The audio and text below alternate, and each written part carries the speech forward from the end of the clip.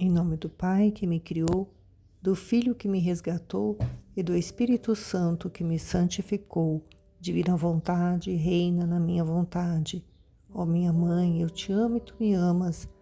Dá-me o gole da vontade divina para a minha alma.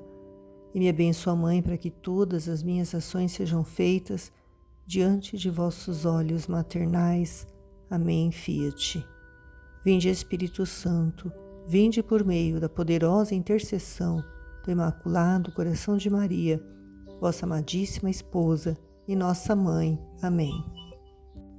Leitura de trechos do Livro do Céu, de Luísa Picarreta, a pequena filha da Divina Vontade. Série A Importância da Cruz. Em 29 de agosto de 1930, Jesus diz: Minha filha, as cruzes, os incidentes, as mortificações, os atos, os abandonos das criaturas, tudo que se pode sofrer por amor meu, não são outra coisa que pedrinhas que indicam o caminho que conduz ao céu. Assim que no ponto da morte a criatura verá que tudo o que sofreu lhe serviu para formar-se o caminho que indicou com modos incansáveis e com pedras irremovíveis a via reta que conduz à pátria celestial.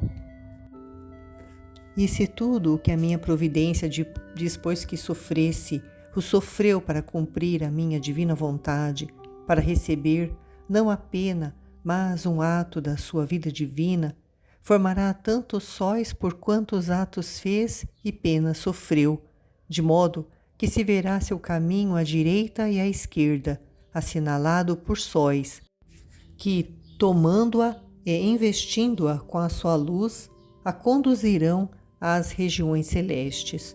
Por isso, os tantos incidentes da vida são necessários, porque servem para formar-se o caminho e traçar-se a rota do céu.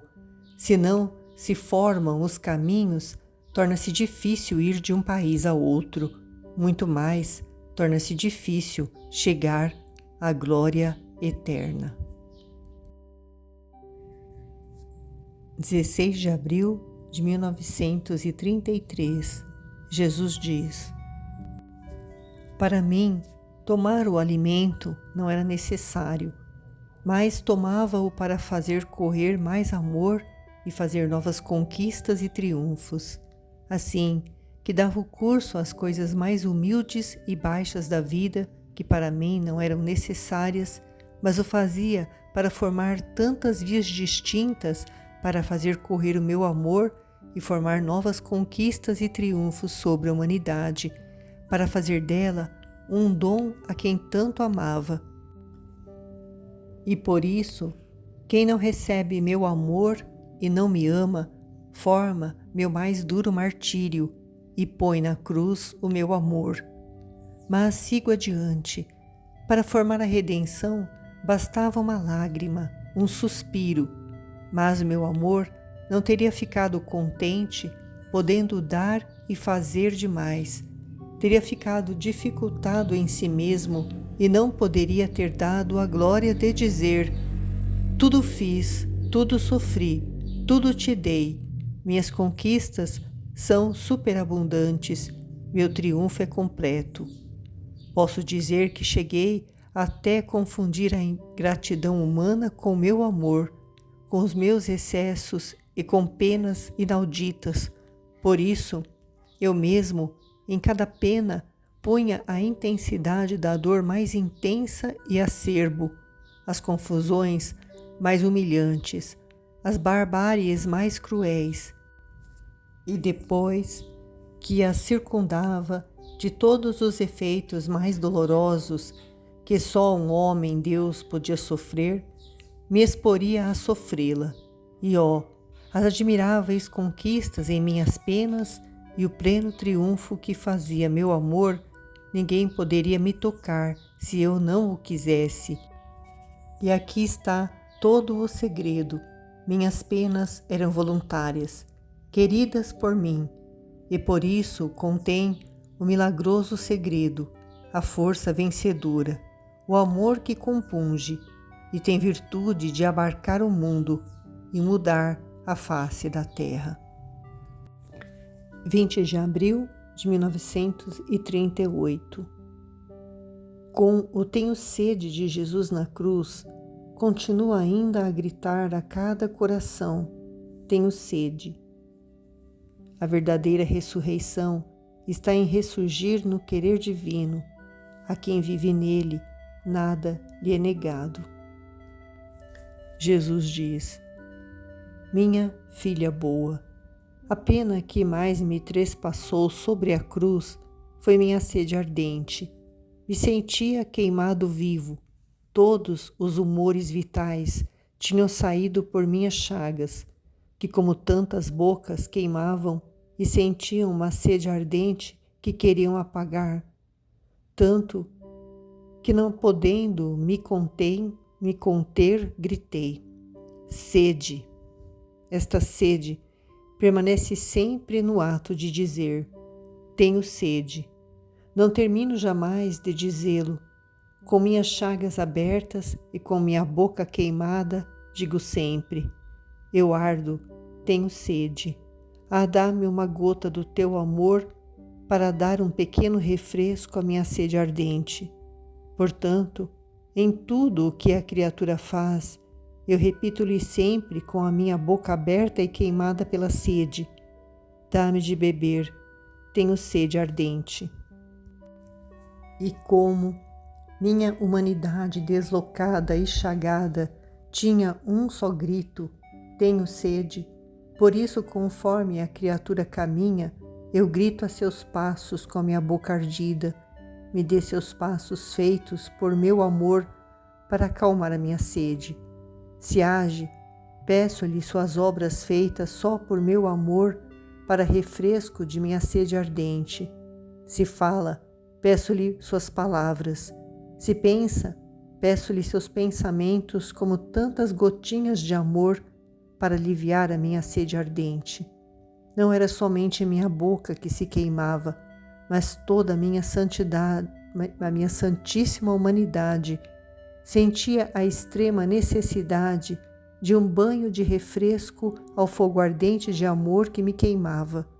E como era pela criatura que eu queimava em meio de penas dilacerantes, por isso somente elas podiam, com o seu amor, extinguir a minha sede ardente e dar o banho de refresco à minha humanidade.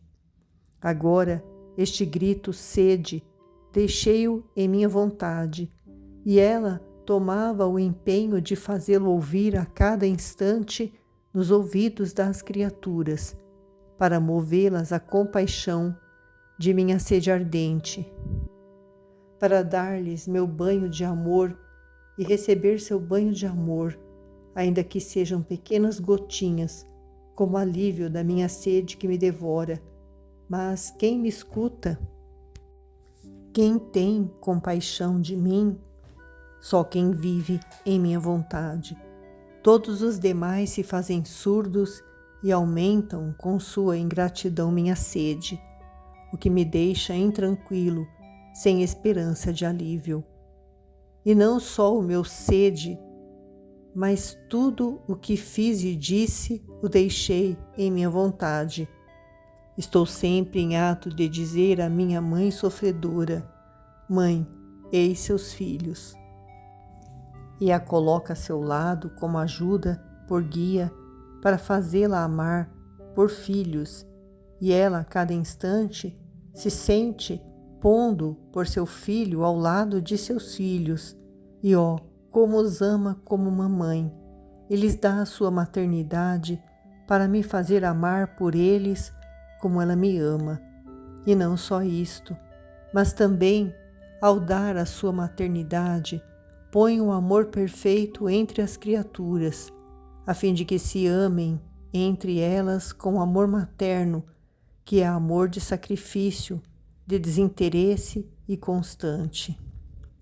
Mas quem recebe todo este bem, que vive no nosso fiat, esta criatura sente a maternidade da rainha. Ela pode-se dizer que põe o seu coração materno na boca dos seus filhos para que suguem e recebam a maternidade do seu amor, as suas doçuras e todos os seus dotes, das quais está enriquecido o seu materno coração. 5 de setembro de 1938, Jesus diz: a Luísa: minha filha bendita, quanto sofre minha vontade na criatura. Basta te dizer que cada vez que a criatura faz sua vontade, põe na cruz a minha, assim que a cruz de minha vontade é o querer humano, mas não com 3 pregos, como eu fui crucificado sobre a cruz, mas com tantos pregos quantas vezes se opõe à minha, por quantas vezes não é reconhecida, e enquanto quer fazer o bem é rejeitada com os cravos da ingratidão. Como é dilacerante essa crucificação de minha vontade na criatura! Quantas vezes se sente pôr os pregos a seu respiro, a seu batimento, a seu movimento, porque não sendo conhecida, e ela, que é vida do respiro, do batimento e do movimento, então o respirar, o bater do coração e o movimento humanos lhe servem de cravos que o impedem de desenvolver neles o bem que quer. Oh, como sente-se colocando na cruz pelo querer humano!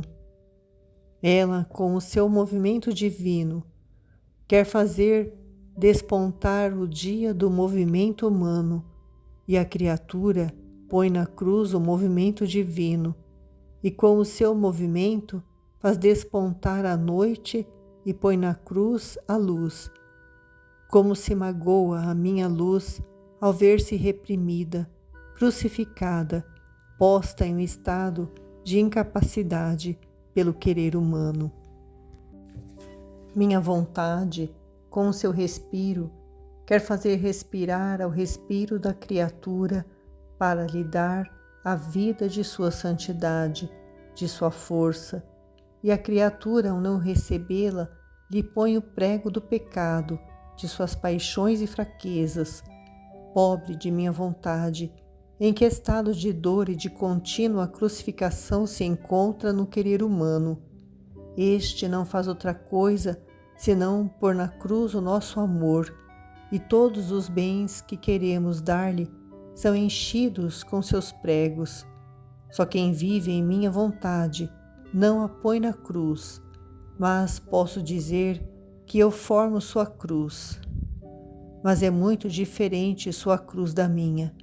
Meu querer sabe colocar cravos de luz, de santidade, de amor, para torná-la forte com nossa mesma força divina. Esses cravos não dão dor, mas eles a tornam feliz, bela, com uma beleza encantadora, e são portadores de grandes conquistas. E quem os provou é tanta a felicidade que sente, que nos roga, nos suplica que a tenhamos sempre na cruz com nossos cravos divinos. Isto não pode mudar.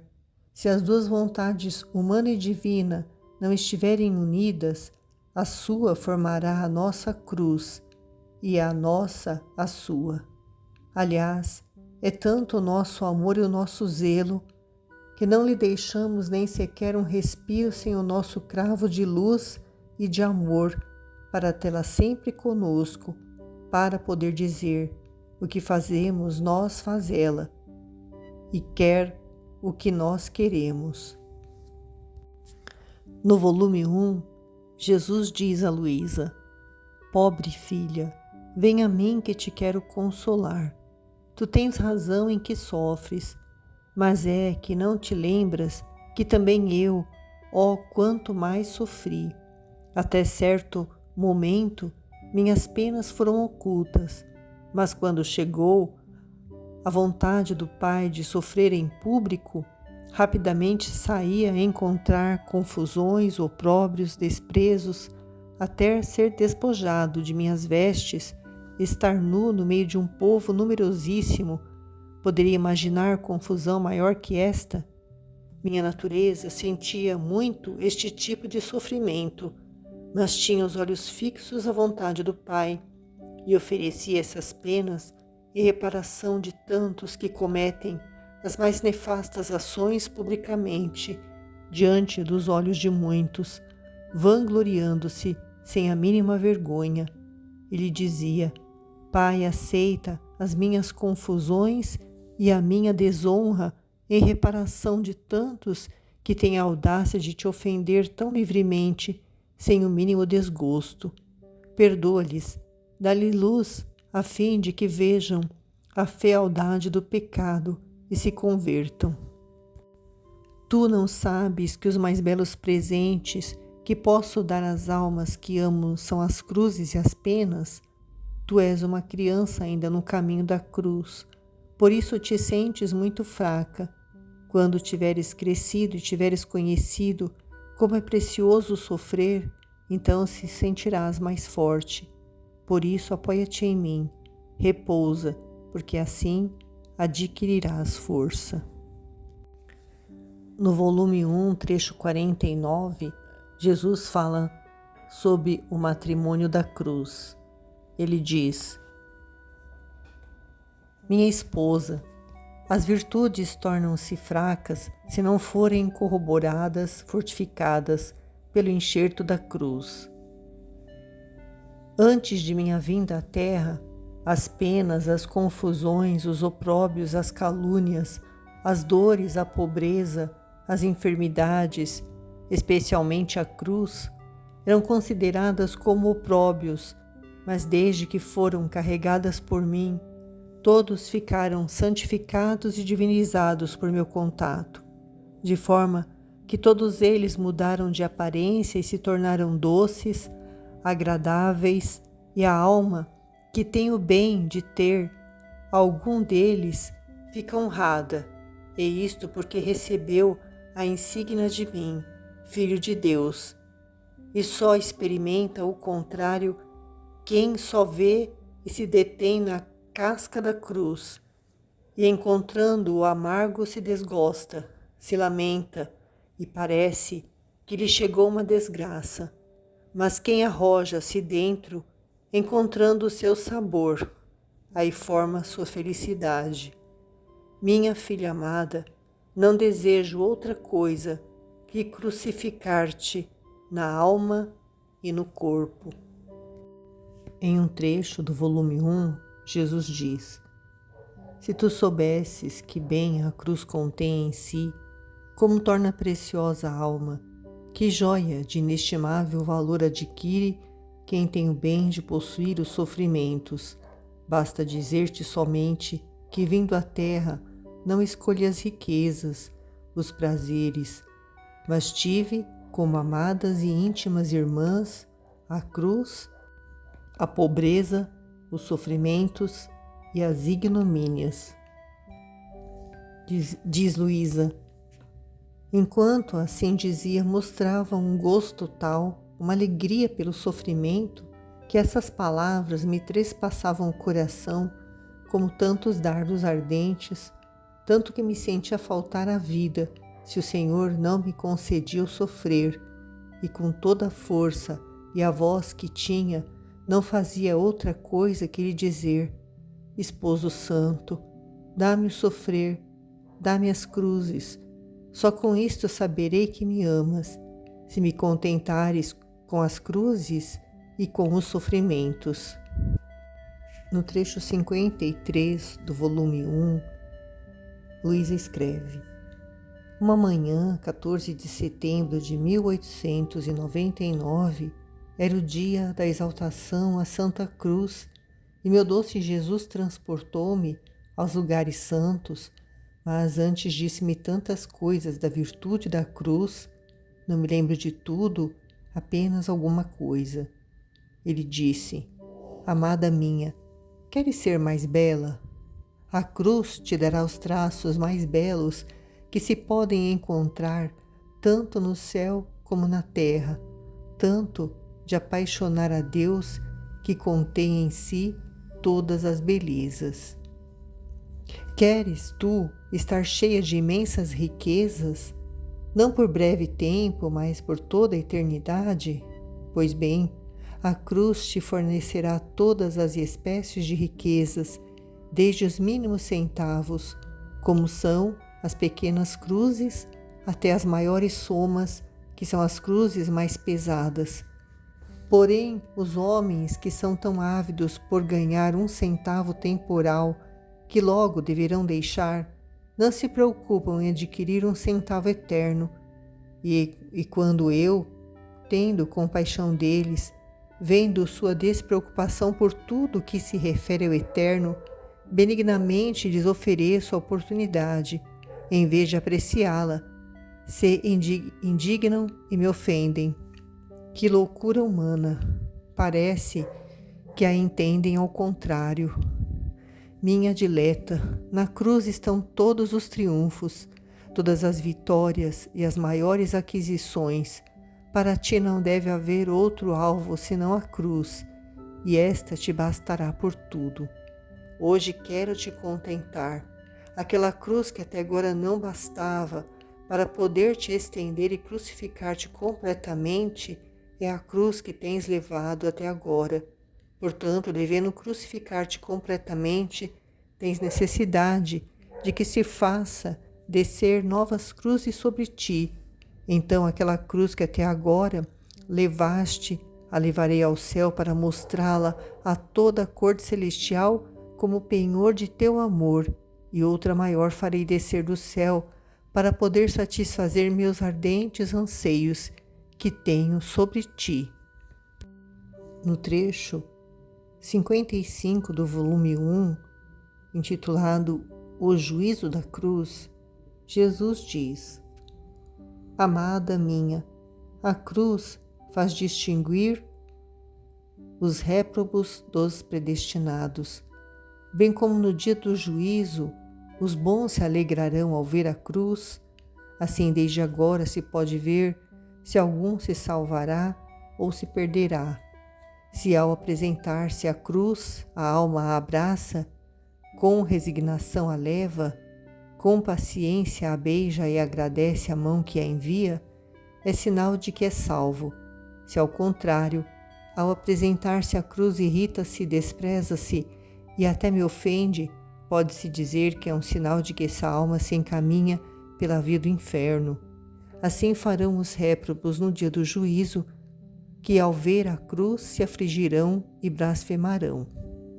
A cruz diz tudo. A cruz é um livro que sem engano e a claras notas te diz e te faz distinguir o santo do pecador, o perfeito do imperfeito, o fervoroso do morno. A cruz comunica tal luz à alma que desde agora não só faz distinguir o bom do réu, senão faz conhecer quem deve ser mais ou menos glorioso no céu, quem deve ocupar um posto superior ou um posto menor. Todas as outras virtudes estão humildes e reverentes diante da virtude da cruz, e enxertando-se com ela, recebem maior brilho e esplendor.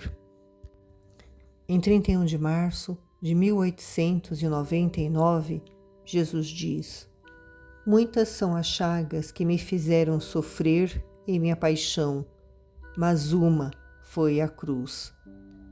Isto significa que muitos são os caminhos pelos quais atraio as almas à perfeição, mas um é o céu, no qual essas almas unir-se-ão, de modo que, errando aquele céu, não há outro que possa torná-las bem-aventuradas para sempre. Olha um pouco, uma é a cruz, mas de vários troncos foi formada essa cruz. Isto significa que um é o céu, mas vários são os lugares que este céu contém, mais ou menos gloriosos, à medida dos sofrimentos sofridos aqui embaixo, mais ou menos pesados. Estes lugares serão distribuídos. Oh, se todos conhecessem a preciosidade do sofrimento, fariam concorrência a ver quem quisesse sofrer mais. Porém, tal ciência não é conhecida pelo mundo. Por isso, abominam tudo o que pode torná-los mais ricos em eterno. Em 16 de maio de 1899, Jesus diz: a cruz dispõe a alma à paciência. A cruz abre o céu e une o céu e a terra, isto é, Deus e a alma. A virtude da cruz é potente, e quando entra em uma alma, tem a virtude de remover a ferrugem de todas as coisas terrenas. Não só isso, mas também dá o tédio, o fastio, o desprezo das coisas terrenas, e em troca lhe dá o sabor, o agrado das coisas celestiais. Mas por poucos é reconhecida a virtude da cruz, por isso a desprezam. Quem pode dizer quantas coisas compreendi da cruz enquanto Jesus falava? O falar de Jesus não é como o nosso, que tanto se entende por quanto se diz, mas uma só palavra deixa uma luz imensa que, examinando-a bem, poderia fazer ocupar-se todo o dia em profundíssima meditação. É por isso que, se eu quisesse dizer tudo, me prolongaria demasiado e faltaria o tempo para o fazer. Em 22 de julho de 1899, Jesus diz, no trecho 48 do volume 1, intitulado A cruz torna a alma transparente e brilhante. Para não cair no abismo e poder chegar ao céu, não se deve olhar para nada além de Jesus. Ele diz: a cruz comunica tal esplendor à alma de torná-la transparente, e assim como quando um objeto é transparente, lhe podem dar todas as cores que se queira, assim a cruz, com a sua luz, dá todas as linhas e formas mais belas que jamais se possam imaginar, não só pelos outros, mas também pela própria alma que os experimenta. Além disso, em um objeto transparente logo se descobre o pó, as pequenas manchas e até qualquer escurecimento. Assim é a cruz. Como faz transparecer a alma, logo descobre os pequenos defeitos, as mínimas imperfeições, tanto que não há mestra mais hábil que a cruz para ter a alma preparada a fim de torná-la digna habitação do Deus do céu. Em 28 de julho de 1899, no trecho 49 do volume 1, sob o título A Vida Humana é um Jogo, Jesus participa dele mandando muitas cruzes e flechas às criaturas para que façam muitas aquisições de glória, mas poucos estão envolvidos. A sede de Jesus na cruz era pelas imensas riquezas rejeitadas por outros tantos. Jesus diz para Luísa: a vida humana é um jogo. Há quem jogue com o prazer, outros com o dinheiro e há quem jogue com a própria vida, e tantos outros jogos que fazem. Também eu me deleito em recriar-me com as almas. Mas quais seriam esses jogos que faço? São as cruzes que envio. Se as recebem com resignação e me agradecem, eu me recreio e brinco com elas, comprazendo-me imensamente, recebendo por isso grande honra e glória, e a elas faço as maiores aquisições. Ele continua a dizer: esta é a sede que gritei na cruz, porque não podendo satisfazê-la completamente, então me alegro em saciá-la nas almas de meus amados que sofrem. Portanto, sofrendo, vens dar um alívio à minha sede. Minha filha, não sabes tu que a marca mais nobre que posso imprimir nos meus amados filhos é a cruz? E em 22 de outubro de 1899, no trecho 85 do volume 1, cujo título é Glória e Felicidade da Cruz, porque para carregá-la não tem nada de humano, tudo é divino. Jesus diz: minha filha, o caminho da cruz é um caminho repleto de estrelas. À medida que se caminha, essas estrelas mudam-se em sóis luminosíssimos. Que felicidade será para a alma por toda a eternidade estar circundada por estes sóis. Além disso, o grande prêmio que dou à cruz é tal que não há medida, nem de comprimento nem de largura. É quase incompreensível às mentes humanas. Isto porque, ao suportar as cruzes, não pode haver nada de humano, senão tudo é divino. Amém.